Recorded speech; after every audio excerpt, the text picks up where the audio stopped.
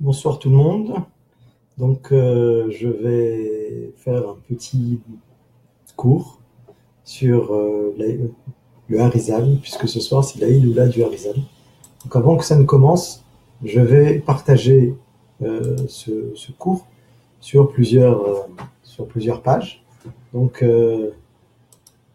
un instant s'il vous plaît.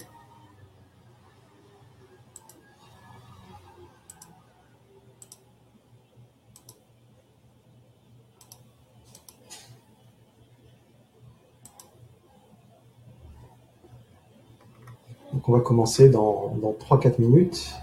Juste laissez-moi partager sur les différents éléments et les groupes dont je m'occupe. Ça ne va pas durer longtemps maintenant. C'est toujours un peu fastidieux le départ.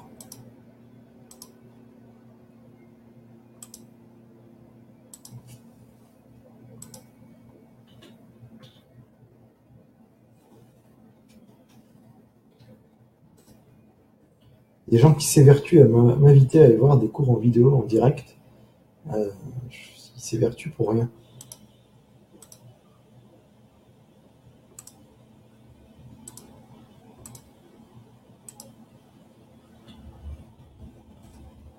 Voilà, allez, encore un groupe, ça fera 3 groupes, ça suffira pour ce soir. Donc j'ai pas eu le temps malheureusement de préparer comme je l'aurais voulu, parce que j'ai eu beaucoup de boulot. Mais on va essayer de faire quelque chose qui tient la route.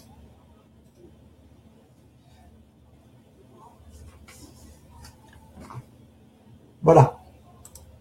Donc,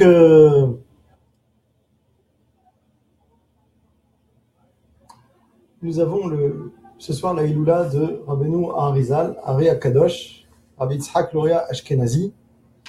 Et qui était le Harizal? Le Harizal,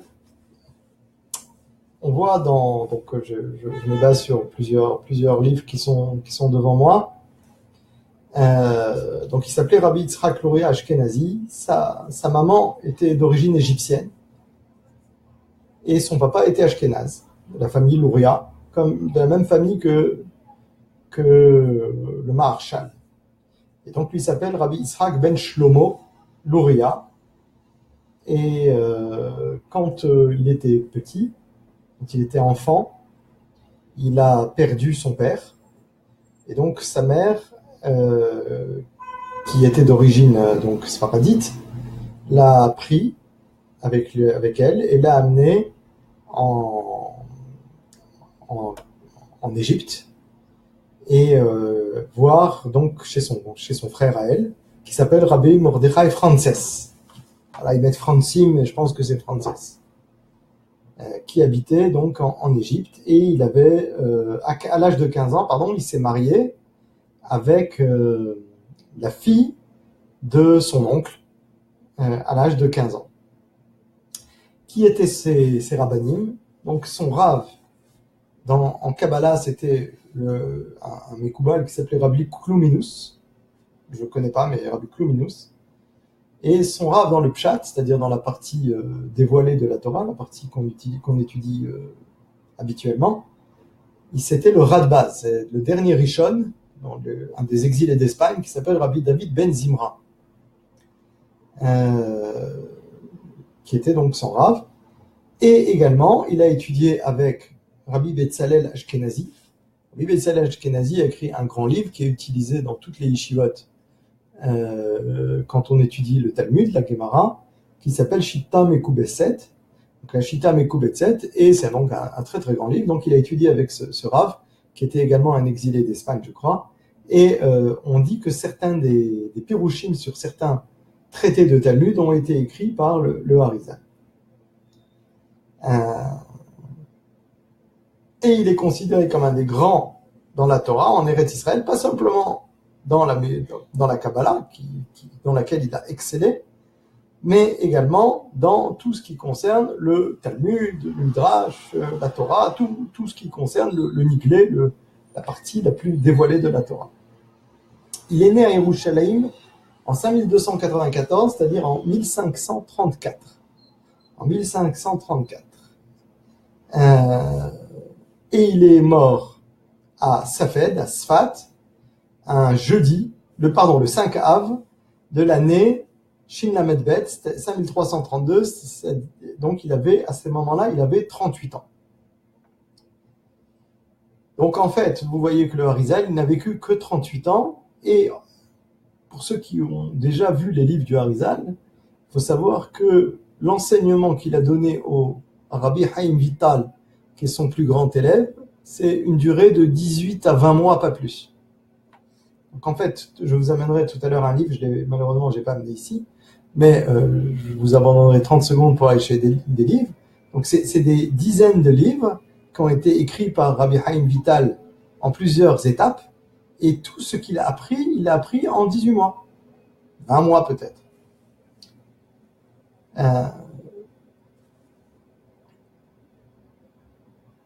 Son Rav, celui qu'il appelle son Rav dans la Kabbalah, c'est le Ramak, Rabbi Moshe Cordovero, qui était, il l'appelle son Rav. Ça veut dire que simplement ils étaient contemporains. Et quand le Harizal a quitté l'Égypte, on verra tout à l'heure comment, il est arrivé à habiter à Safed et il n'a pas voulu se dévoiler parce que il voulait pas faire d'ombre à Rabbi Moshe Cordovero. Donc il ne s'est pas dévoilé. Et qu'est-ce qu'il a fait à ce moment-là? Il étudiait en petit comité et il a attendu que le Ramak meure pour se dévoiler.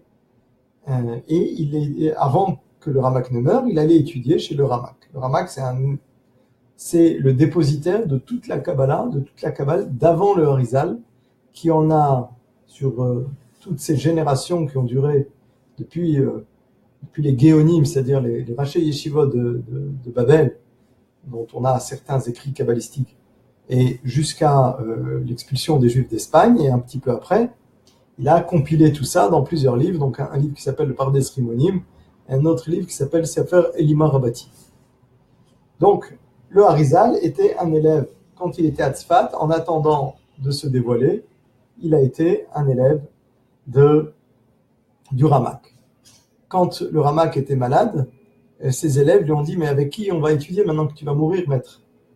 Il leur a répondu « Celui qui, dans mon enterrement, verra une colonne de feu, de fumée, sur mon cercueil, sur le convoi funéraire, donc c'est lui qui saura. » Et au moment de l'accompagnement de la dépouille du Ramak, eh bien, personne n'a vu cette nuée. Et qui l'a vu, c'est donc le Harizal et un enfant. On ne sait pas qui était cet enfant, mais un enfant. Je vais recommencer son histoire au tout début. En fait, il y avait un monsieur qui s'appelait Shelomo, qui était le père du Harizal. Et cet homme-là, il était droit. Il craignait le ciel et il s'éloignait de tout ce qui était mal. Et cet homme, il n'y avait pas d'enfant. Il priait à la synagogue. Il était là pour demander. Il était tout seul à la synagogue. Il priait du fond de son cœur.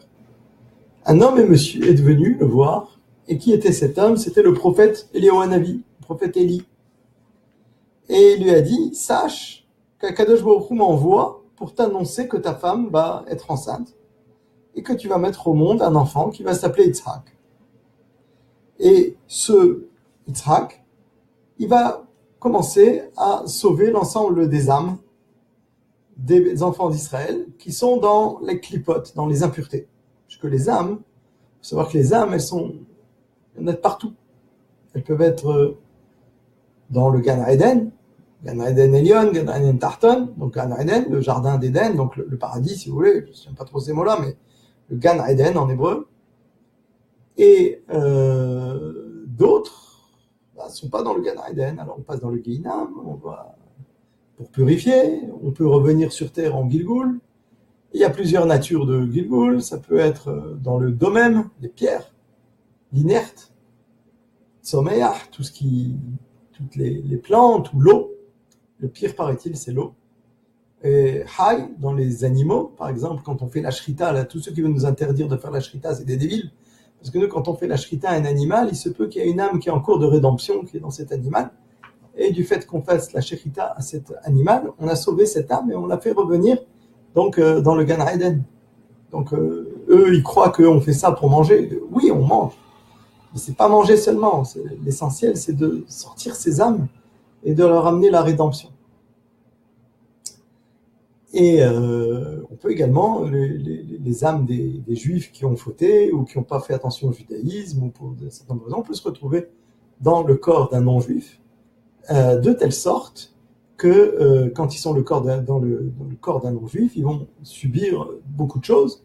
C'est pas sympa pour une âme juive d'être dans un corps qui n'est pas un corps juif, entre guillemets, et donc ils vont avoir un passage qui va durer plusieurs années pour devenir juif. C'est leur tikkun, et après, une fois qu'il y a ça, ben l'âme, elle a acquis sa rédemption. Petit mot là au passage, on voit bien ça dans tous les Kitvei du Harizal qui sont bien ramenés ensuite dans tous les livres du Ramchal. C'est une petite aparté.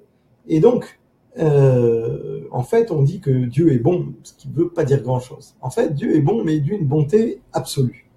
Ça veut dire quoi? D'abord, on ne peut pas réduire le Créateur à une qualité. Donc, on va parler non pas de Dieu en tant que tel, mais des midot, de ce qu'il a voulu démontrer quand il a créé ce monde, ce qu'il a voulu avoir comme qualité vis-à-vis de ce monde. Il aurait pu avoir d'autres. Donc, si je parle de Dieu avec des qualités elles-mêmes, du Créateur, je le limite. Donc, je ne lui parle jamais du Créateur.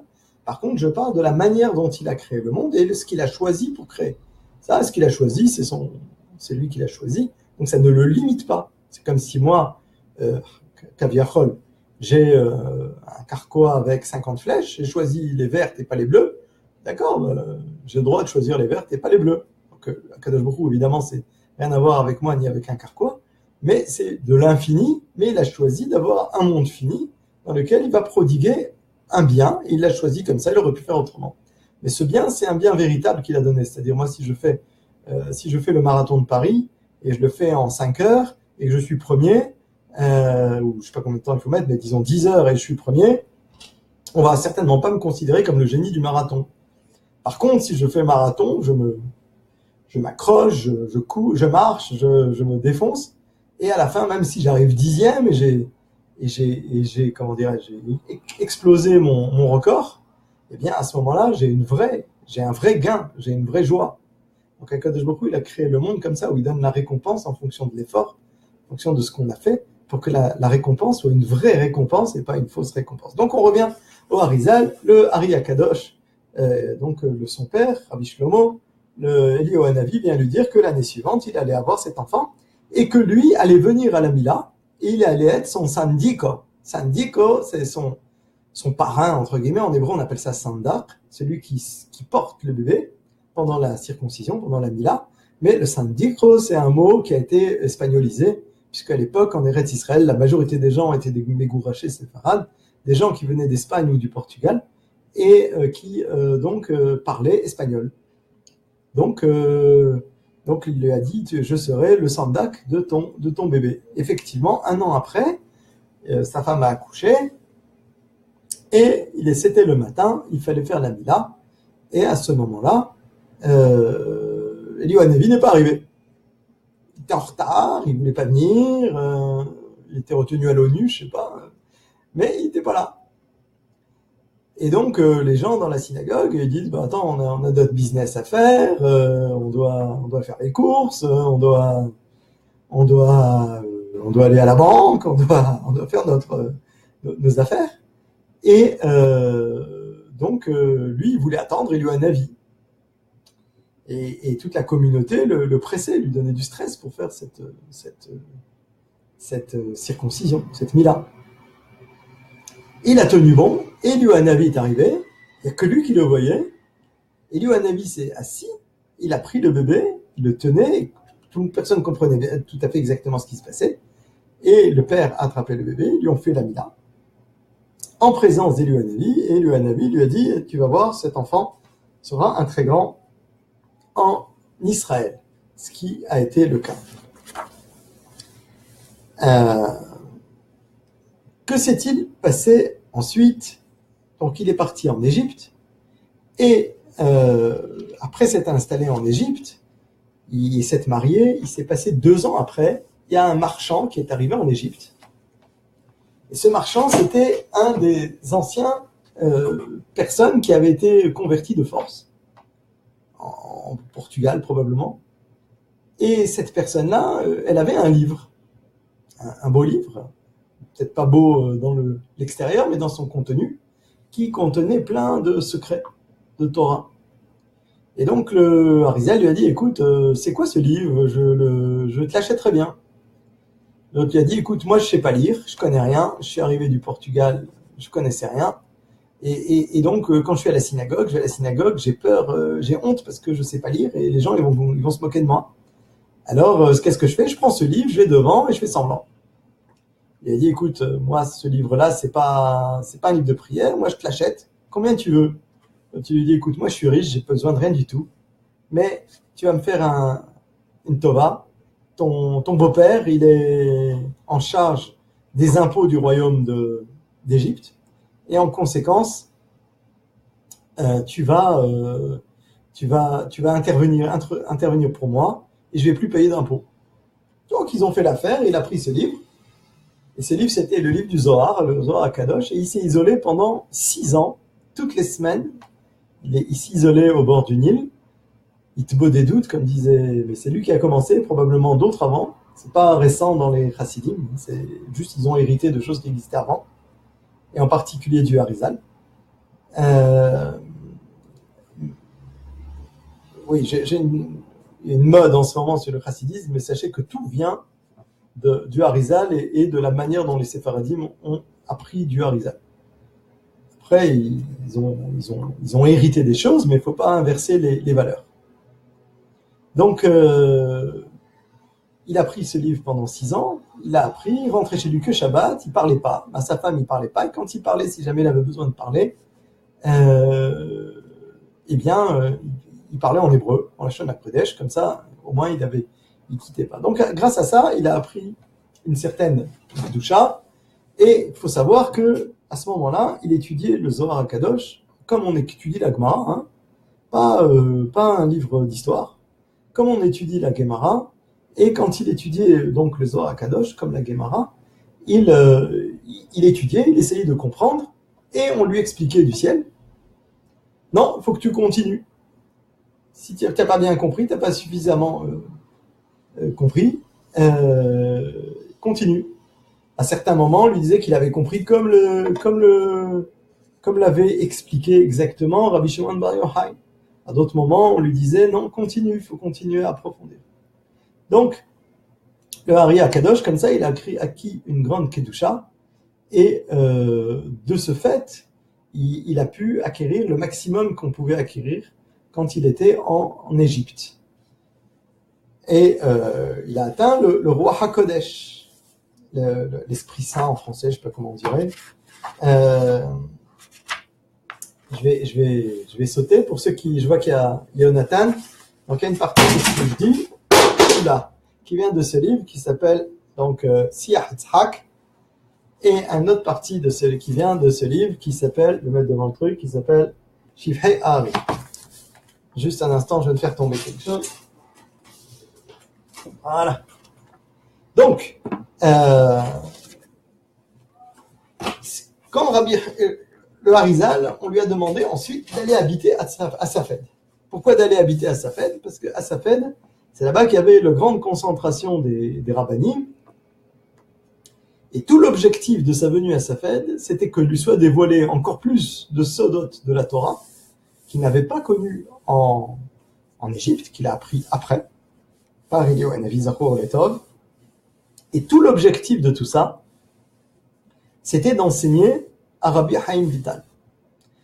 On dit que le Harizal avait la capacité d'être Mashiach ben Yosef, et Rabbi Chaim Vital, le Hari est venu à Tzfat pour mettre Metaken, pour réparer, entre guillemets, arranger Rabbi Chaim Vital pour qu'il soit Mashiach ben David. Malheureusement, ça ne s'est pas fait. Il faut savoir aussi qu'il y a eu des bagarres entre les Talmidim, des disputes, pas des bagarres, des disputes. Et de ce fait, le Hari est mort plus tôt que prévu. Et le moment qui était propice à l'arrivée de Mashiach n'est pas arrivé. Que peut-on dire rapidement du Harizal? Donc, je vais vous raconter une histoire. Tiens, ça en dit long. Le Harizal, il était à la synagogue en train de prier, et dans la synagogue, il y avait qui? Il y avait Maran. Maran, c'est Rabbi Yosef Karo, le rav de tous les juifs. C'est lui qui a écrit le Shulchan Aruch, qui est reconnu par l'ensemble des juifs du monde entier, sachant que pour les Ashkenazim, ils prennent d'abord les annotations du Shulchan Aruch, et les Sefaradim, ils prennent le Shulchan Aruch. Généralement, c'est un klal que je donne là, une généralité, et toute généralité étant fausse par définition. Donc il priait dans la synagogue, et Rabbi Yosef Karo, qui était un tzaddik énorme, qui a écrit des livres magnifiques, de Beth Yosef, le Shulchan Aruch, eh bien Rabbi Yosef Karo, il s'est allongé dans sa prière. Il s'est allongé, il n'avait pas l'habitude de s'allonger autant. Alors le shamash de la synagogue demande, qu'est-ce que je fais? Est-ce que les gens, ils ont autre chose à faire, ils doivent vaquer à leurs occupations, c'est Torah Tzibour. On n'a pas le droit de faire Torah Tzibour. Donc, ils sont tournés vers le Harizal, il leur a dit, allez lui glisser à l'oreille que le problème qui le préoccupe trouve sa réponse dans tel livre, à telle page, à tel endroit. Donc, le shamash va glisser ça à l'oreille de Maran, Rabbi Yosef Karo, et Maran, il termine vite sa tefila, sa amida, et il va le voir, mais comment, voilà, donc, c'est quoi, comment tu sais?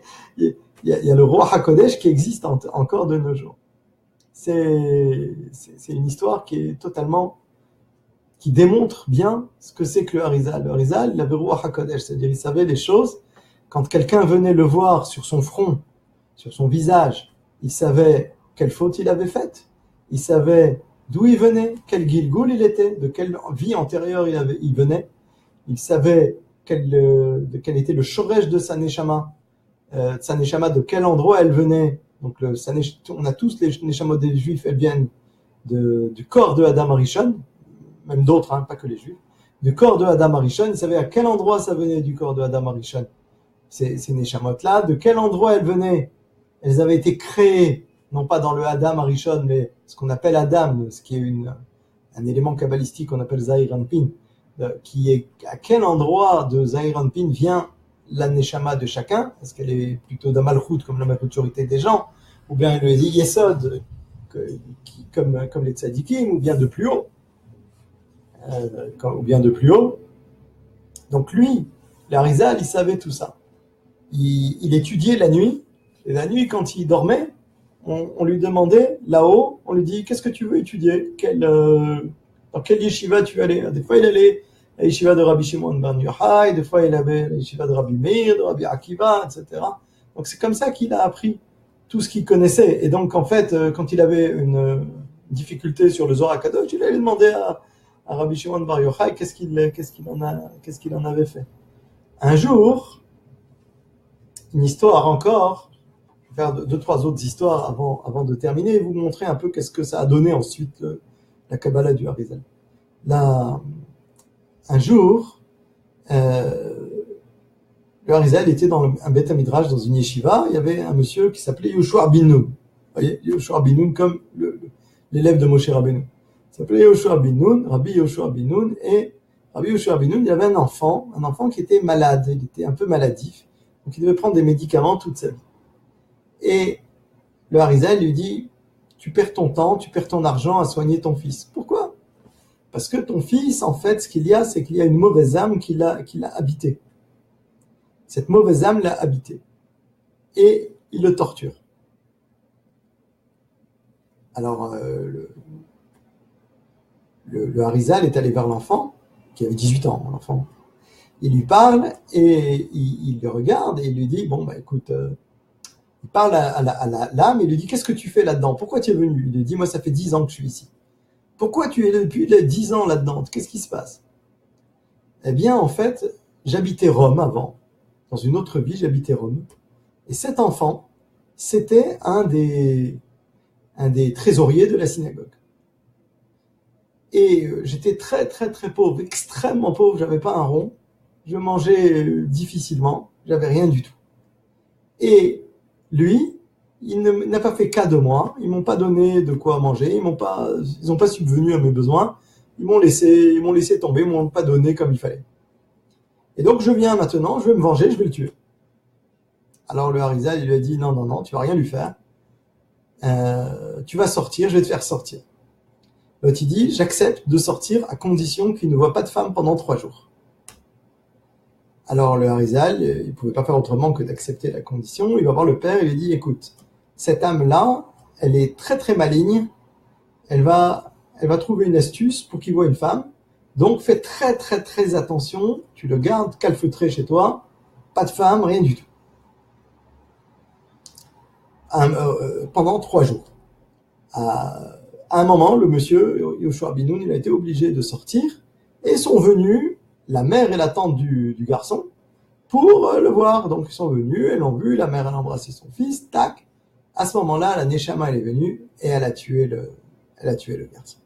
Donc le Harizal, il savait parler à ces âmes, il savait les faire sortir, il savait les faire parler. Je vais vous raconter une histoire, parce que le Harizal, lui, il a donné des fruits qui vont jusqu'à notre génération. Il y a des gens qui savent faire ce que le Harizal a appris à ses élèves, ce qu'il a appris à son élève principal qui est Rabbi Haim Vital.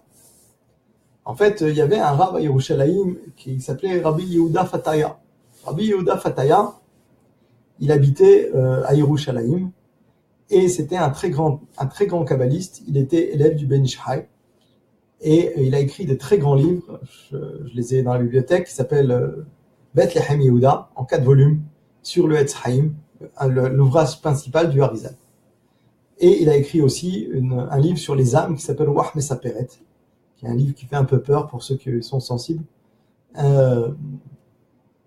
Donc, dans ce livre, il raconte un certain nombre de choses, mais moi je ne vais pas raconter ce qu'il y a dans son livre. Je vais raconter quelqu'un que vous connaissez, qui le connaissait très bien, et qui s'appelle Rabbi Ovadia Yosef, Zecher Tzadik le Kadosh Livracha, qui habitait à Yerushalayim, et un jour, il y a un monsieur, il est venu le voir, il lui a dit, écoute, ma femme, elle fait des folies. Elle va dans la rue, elle fait des bêtises. Elle fait des folies, j'arrive pas à faire, qu'est-ce qui se passe? Donc il a dit, viens, on va aller voir Rabbi Yehuda Fataya. Ils sont allés voir Rabbi Yehuda Fataya. Rabbi Yehuda Fataya, il lui a écrit une kmira. Une kmira, c'est une sorte de talisman, qui lui a dit, tu portes cette kmira, et tu vas voir, ça va s'arranger, ce qui te perturbe va se calmer. Une fois, donc elle s'est calmée pendant des années. Elle est allée au mikvé une fois, elle a fait tomber la kmira et elle est redevenue folle. Ils sont retournés voir Rabbi Yehuda Fataya, qui était déjà très vieux. Il était très vieux et il n'avait plus la force. Il a dit, écoutez, dans le tiroir là, tiroir de gauche, 4e porte, il y a des anciens kmirot que j'avais écrits. Peut-être que ça va marcher, peut-être que ça va fonctionner. Alors, ils ont mis la kmira à la femme, et elle s'est calmée. Une autre fois, elle a refait le même système, elle est retournée au mikvé, elle a perdu sa kmira, elle est rentrée chez elle, elle a mis le feu, et elle est morte brûlée dans sa maison. Vous voyez, ce qu'on a appris avant le Harizal, et bien ensuite transmis par le Harizal, amplifié par le Harizal, et jusqu'à nos jours, s'applique. Je vous raconterai un jour pour l'inéder, pour la Iloula de Rabbi Ovadia Yosef, quelque chose d'extraordinaire qui est dans le même ordre d'idées. Mais ce soir, ça fait déjà un petit bout de temps que j'ai commencé, 28 minutes, et je ne suis pas encore arrivé. Donc le Harizal est arrivé à Tzfat pour être Metaken Rabbi Haim Vital. Le Harizal, avant que Rabbi Haim Vital ne vienne étudier avec lui, le Harizal, il a enseigné à d'autres élèves, en particulier un des plus grands, après Rabbi Haim Vital, qui s'appelle Rabbi Israël Tsarouk. Rabbi Israël Tsarouk a été un Rav qui ensuite a quitté l'Orient et est allé habiter, est allé faire un peu le tour du monde, en Europe, en Italie, etc. Et c'est lui qui a diffusé la Kabbalah du Harizal qu'il avait reçue lui, qui n'est pas exactement la même que celle qu'a reçue Rabbi Chaim Vital en Europe. Par exemple, il a enseigné Rabbi Moshe Azaria Mipano, qui a écrit de très nombreux livres. Il a enseigné en Pologne, il a enseigné Amsterdam. Il a enseigné à Amsterdam, là-bas à Amsterdam, je ne me rappelle plus, mais il y a un autre, Sha'ar Shamaim, je crois que ça s'appelle Sha'ar Shamaim, ce livre. J'ai oublié le nom de ce rave, qui est un nom portugais. Voilà, donc ça c'est Rabbi Israël Sarouk. Pendant que Rabbi Chaim Vital, lui, il était déjà très grand, c'était un Dayan, il était à Bedin à Damas, et il avait des tas de questions sur le Zohar, mais il voulait pas aller voir le Harizal, il était jeune, qu'est-ce que je vais aller voir ce Rav, et puis on le connaît pas, qui c'est, je sais pas moi. Et donc il refusait d'aller le voir, il était venu habiter à Tzfat, mais il voulait pas trop. Et en rêve, le Harizal lui apparaissait, il disait, mais pourquoi tu viens pas me voir? C'est pour toi, je suis venu pour toi, pour t'enseigner, viens. Il a refusé, jusqu'à un jour, il est allé voir Rabbi Chaim Vital, est allé voir, il n'arrivait pas à trouver une explication, il n'en pouvait plus. Il a jeûné, il a fait Tikkun HaSheleg, il était dans la neige, tout ça, il n'arrivait pas. Alors il est allé voir le Harizal et il a dit, je vais tenter, qui tente rien à rien. Et il a posé la question. Alors l'autre, il lui a donné première explication. Oh, deuxième explication. Ouf. Troisième explication, il n'en pouvait plus là. Et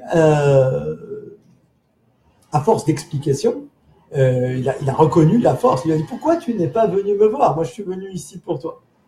Ah, il s'est assis à ses pieds, il a pleuré pour être accepté. Donc, tu lui as dit, je t'accepte parce qu'on m'a envoyé pour toi. Mais au début, Rabbi Chaim Vital, il n'arrivait pas à retenir tout ce qu'il apprenait. Donc, vous voyez, sur les 20 mois, il y a encore une période dans laquelle il ne l'a pas retenu. Donc, il a fallu tout recommencer à zéro. Et donc, le Harizal, il l'a amené sur le Kinneret, sur le lac de Tibériade. Et là-bas, il y avait une vieille synagogue entre les poteaux. Il a pris un gobelet d'eau, il lui a donné l'eau à boire, il lui a dit, voilà, tu vois, ça, c'est le Be'er Shel Myriam, le puits de Myriam, la sœur de Moshe Rabbeinu. Tu vas boire de cette eau, et de cette eau, tu vas retenir tout ce que tu vas apprendre. C'est pas des contes de fées que je raconte, ce sont des faits réels. Donc, tu vas retenir tout ce que tu as appris. Donc à ce moment-là, le Rabbi Chaim Vital a commencé à retenir et à apprendre tout ce que le Harizal lui a appris, et particulièrement c'était son élève principal. D'ailleurs, quand le Harizal est mort, il a interdit aux autres élèves d'apprendre le Sod, et il a donné l'autorisation uniquement au Rabbi Chaim Vital d'apprendre. Une dernière histoire, c'est un jour il y avait le Harizal avec ses élèves, et il leur a donné à préparer une achana, comme on peut préparer la Gemara, lui a donné à préparer un Mahamar du Zohar. Il a dit, voilà, vous avez jusqu'à demain, préparez, essayez de m'expliquer ce que vous avez compris, c'est pas facile, essayez. Alors ils étudient, un truc limpide comme d'eau de roche. Bon, on n'a rien compris, on recommence. Il recommence, limpide comme d'eau de roche. Troisième fois, alors il se casse la tête, limpide comme d'eau de roche, toujours la même explication trivial, on dirait. Bon, ils abandonnent. Le lendemain, le Rav, il leur dit, alors vous avez appris? Oui. Et c'était difficile? Non, on comprend pas ce que tu nous as dit. C'était vraiment facile. On a tous la même compréhension. C'est très simple, on n'a pas compris. Peut-être qu'il y a des mots qui étaient mal écrits, mal transcrits, et donc c'est pour ça qu'on n'a pas compris? Non. Le texte est parfait. Dites-moi ce que vous avez compris. Alors ils disent, et à ce moment-là, il y a un essaim d'oiseaux qui arrivent et qui commencent à croasser. Ils sont stupéfaits. Il leur dit, vous voyez, ça c'est les âmes des tzadikim qui arrivent, qui sont dans ces oiseaux, qui sont venus voir, écouter ce que vous racontiez, et ils sont en train de se marrer. Ils se moquent de vous. Ils rigolent de votre explication. Alors il leur a dit, moi je vais vous donner l'explication, asseyez-vous. Et il leur donne une première explication. Alors peut-être que c'était difficile pour vous, vous n'aviez pas compris, parce que ce truc était un peu compliqué pour vous. Sachez que cette explication, elle est totalement vraie, je la répète. Et je vous donnais une autre explication. Je vais vous donner encore une explication encore plus belle, encore plus profonde, etc. 3 fois de suite, jusqu'à qu'il soit totalement subjugué. Ça, c'est la force du Harizal. Un jour, il y a un monsieur, il est venu le voir, il avait peur. Il a pris son chapeau, il a mis son chapeau sur le front parce qu'on lui avait dit qu'il lisait sur le front. Et alors il a mis son chapeau sur le front comme ça. Et il lui a dit, dis-moi, si tu crois que je sais lire sur le front, si tu imagines que je sais lire sur le front, tu crois tout de même pas que c'est un chapeau qui va empêcher de lire sur le front. Donc il savait lire sur le front, il savait lire le shoresh de la neshama, il savait lire l'origine de la neshama des gens, qu'est-ce qu'ils allaient devenir, quels étaient leurs gilgulim, il comprenait le langage des oiseaux, il comprenait le langage des anges. Alors juste une petite histoire, un petit point là. En ce moment, quand il y a des enfants qui décèdent, Barminan, ou bien des personnes qui décèdent, ah oui, alors ça va devenir un ange, etc. Non, sachez que l'être humain, il est supérieur aux anges, que dans les mondes supérieurs, alors chacun a son monde, les âmes viennent de plusieurs mondes possibles, et la supériorité est dans un isomonde, pas dans le monde par rapport à l'autre, bien sûr, mais sachez que les âmes des êtres humains, elles sont dans ce qu'on appelle Mahsav al-Neshamot, et c'est beaucoup plus intérieur, donc beaucoup plus puissant que le Mahsav des malachim, des anges. Donc les êtres humains ont une origine de leur âme qui est supérieure à celle des malachim. Alors, le Harizal, il a laissé un grand élève qui est Rabbi Haim Vital, et je vous ai dit un élève qui s'appelle Rabbi Israël Sarouk. Rabbi Israël Sarouk a donné une Kabbalah qui est allée en Europe.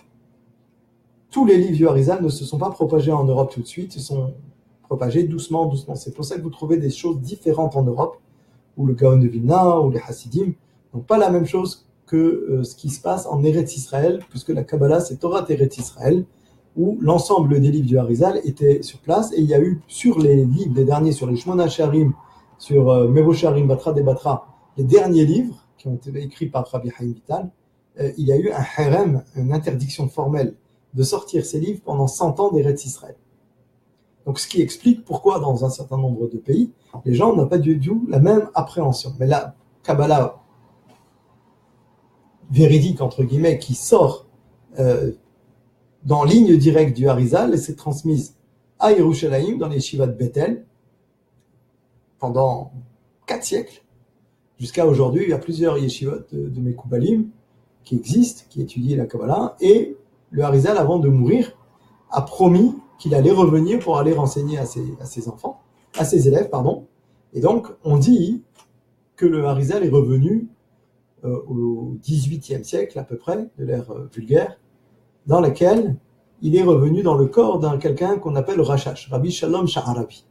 Rabbi Shalom Sha'arabi, qui était Rosh Yeshiva à Bethel, et qui a compilé, comme un programme, on compile un programme.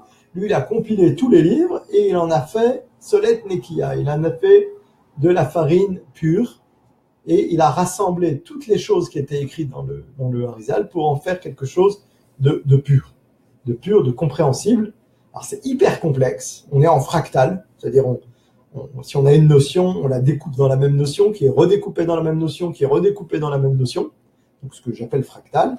Et ensuite, il a rassemblé l'ensemble pour en faire un sidour qu'on appelle le sidour Arachach, qui n'est pas le sidour du Harizal, puisque le Harizal n'a pas retrouvé de sidour, c'est tous les sidours qu'on appelle, c'est d'après le Harizal. Donc, les mots du sidour du Harizal sont le sidour Castilia, sur lequel sont ajoutés tous les mots que le Harizal dit de corriger, et le sidour lui-même est ensuite avec des kavanot. Kavanot, c'est quoi ? C'est on va dire en français des intentions, mais ça ne veut pas dire grand-chose, qui sont en fait des pensées qui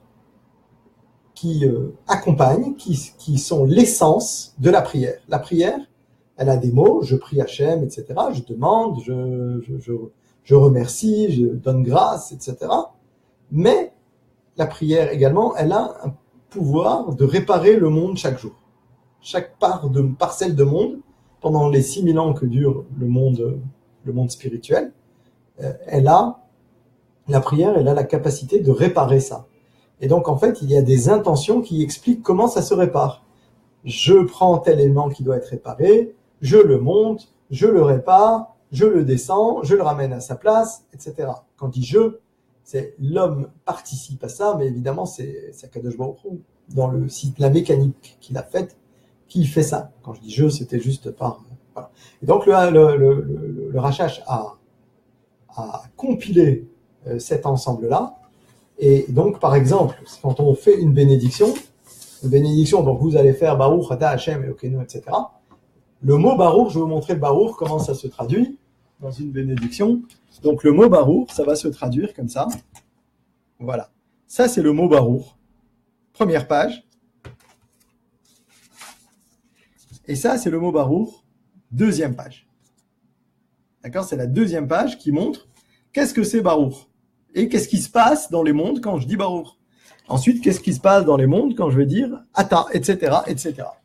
Tout ça, c'est donc ce qu'on pensait être le Gilgul du Ari Kadosh, qui s'appelle donc Rabbi Shalom Sha'aravi, et le Rashash, qui a fait ça. Donc vous voyez, le Harizal, ceux qui ont le plus étudié le Harizal, c'est les Séfaradim d'Eretz Israël, d'Aram Tsuva, c'est-à-dire de Syrie, de Baghdad, d'Afrique du Nord, en particulier le fils du Rashash est allé habiter en Tunisie, et dans le sud du Maroc, toute la famille Abehsera, et qui avait donc qui venait de Damas, et qui avait une étude particulièrement approfondie du Harizal, donc que ce soit Rabbi Yaakov Bersera, que ce soit Sidna Baba Saleh, etc.